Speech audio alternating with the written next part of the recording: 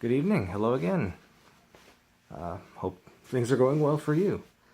Uh, I got okay. I was asked to talk about the Ugin card that actually I should probably preface this. Should I call him Ugin or Ugin? Because I've heard it different ways. I don't know which one would be better. I think I have a coin. Hold on. I can flip a coin. If it's heads, Ugin. If it's tails, Ugin. So, tails. Ugin it is. So, a card was revealed for Ugin, the MTG. Colorless dragon, as far as we know. Colorless creature. Sorry about that. It's an interesting card, but it didn't quite seem right. I think the roll-up was that he would deal 3 damage to a creature or player, and it was colorless because he was a colorless planeswalker. The -2 was something, but it was the last ability, was that you could play any number of planeswalkers from outside of the game, which is an odd ability. I don't think it would be something like that. I mean, there's a lot of different things they could go with. But that's, the thing that got it for me was I didn't know if the card artwork was revealed yet. But because it was revealed and everybody had access to it, anybody could have made the Planeswalker card. So it just didn't hold enough credibility for me, as far as I'm concerned. But then I saw like a lot of potential there. I mean, and the artwork, it has to be used for something. Personally, I'm kind of holding out for there to be an oversized Ugin card for the pre-release that you have as your ally, sort of like Garruk was for Garruk. Should we? Now it's not going to flip another coin. But anyway, that oversized one from M15 was interesting to play against, having Ugin perhaps on your side for some reason, maybe versus Bolas, maybe your opponent, you could flip a coin to see who got to play as who. That'd be fun. I would enjoy that. But if they were going to make an Ugin Planeswalker card, that they probably will. But I just think the abilities would have to be something else. I think Morph should somehow be incorporated into it. Like maybe the roll-up would be something colorless and useful, but maybe like a -2 would be gain control of target face-down creature until end of turn, and it gains haste, and until end of turn you may pay 1 to turn it face up. Check that out. That would be interesting. But that's probably not going to be it either. So rather than just speculate on what his abilities might be, I'd rather instead think about what kind of stuff might happen if there was a cycle of colorless dragons, or dragon abilities. Ugin controls Ghostfire, the 2/1 red, 3 damage to a creature player, and it's colorless in all zones. The idea that it can just get around protection from red, it's novel. I like it.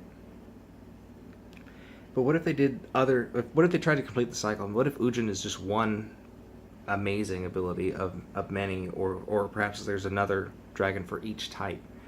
What would they even entail? What kind of abilities could you get? And so I've been thinking about that all day.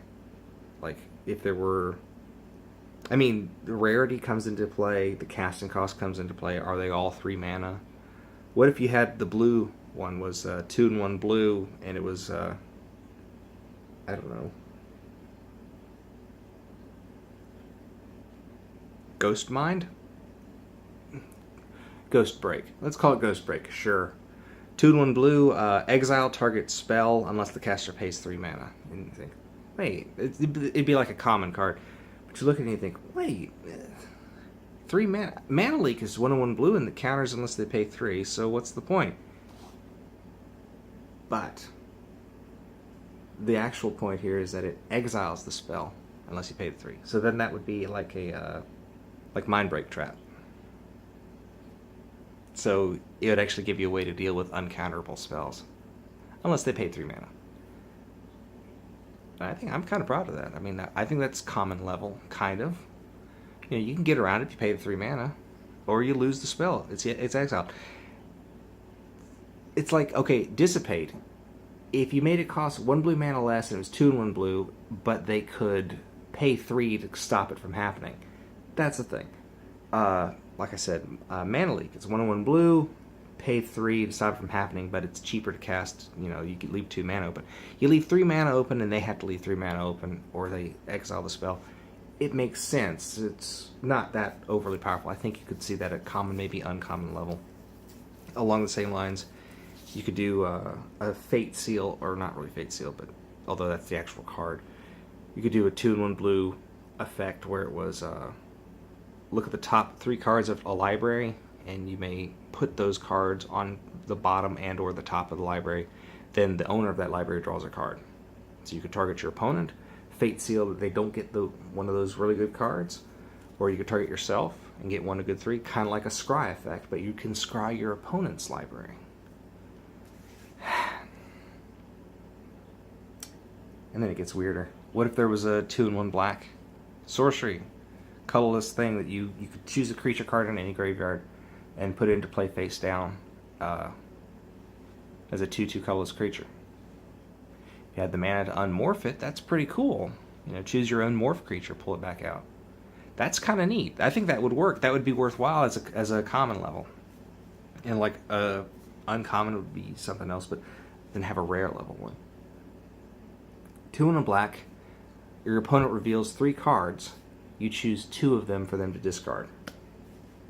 So Coercion is pretty powerful, but it's all of their hand that you get to look at. So, you know, I mean, there's a lot to it. It might be too powerful, but that's why it's rare. You know, I was thinking of a common level green one, might be 2 and 1 green. Search a library for a land card and exile it.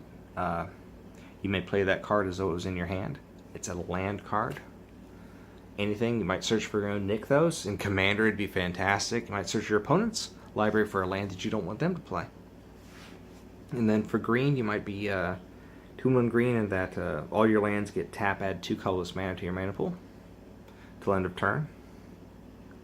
There's a lot going on here. Or like whenever your land until end of turn, whenever a land is tapped for mana, adds an additional colorless. There you go. Then it kind of stacks. Then you get a white one would be 2 and 1 white, put 3 1/1 colorless creature tokens into play. Then the rare one would be, I don't even know. This is all coming off the top of my head. 2 and 1 white. Make them all 3 casting costs, why not? So 2 and 1 white would be I should have thought this through. Well, I've rambled on quite a bit. Today was kind of a rough day at work. Some stuff happened. We had a shape cake of a minion from Despicable Me. It's a 4-layer cake, and those give us trouble, so we've gotten into a habit of putting boards, cardboard boards, in the middle of them, and I hate doing it, because I just think it looks bad. I mean, the cardboard itself soaks up the icing, so they wrap it up in what's this stuff called? Cling film. And they put these bamboo skewers down through it, and it holds it in place, but it's all that extra work, and it can still go wrong. You know, it could still fall apart by the time they get home, because we're not a fondant bakery. We don't just wrap everything in fondant, and you can't do anything because it's a brick. We use, regular cake and buttercream icing. And I just don't like this method of using the skewers and cardboard. We could try other stuff.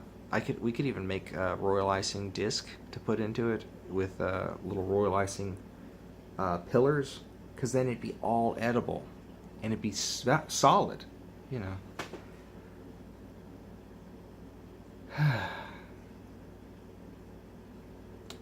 There's a lot of things that we could be doing, but we'll see. A bubble appeared because somebody put a skewer down through it to make sure it was going to be stable. I should probably say, I iced it without the boards and without the bamboo skewers because I know how to ice a cake with taking into effect what gravity is going to do, and it would have been fine. But somebody went down through it with a skewer trying to go pierce all the way down through the middle of it. That opened it up for air to get into it. Now there's a bubble in it. Nothing I can do. So I'm thinking I'm probably going to go to bed as soon as this uploads and see if I can get in early and take care of it. We'll see. Don't want to end on a low note like that. Let me just say, there's a lot of positive things to think about. Keep me happy, I guess, somehow. A lot of folks were at the card shop. That was neat. Saw somebody I hadn't seen in a long time. That's kind of cool. A lot of new faces playing Card Fight Vanguard. I have no problem with the card game. I just don't understand it very much. I don't want to learn a new game, you know. But it's good to see a lot of people there. It's good for business. It's good for the community. It helps to have more people interested.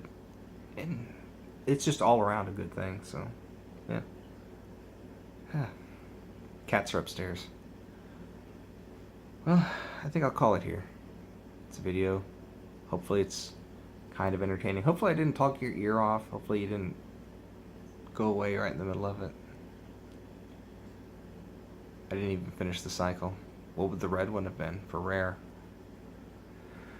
Alright, well, I'll let you guys get going. Hope you enjoyed the video. Take care. Have a wonderful tomorrow. Hopefully see you next time.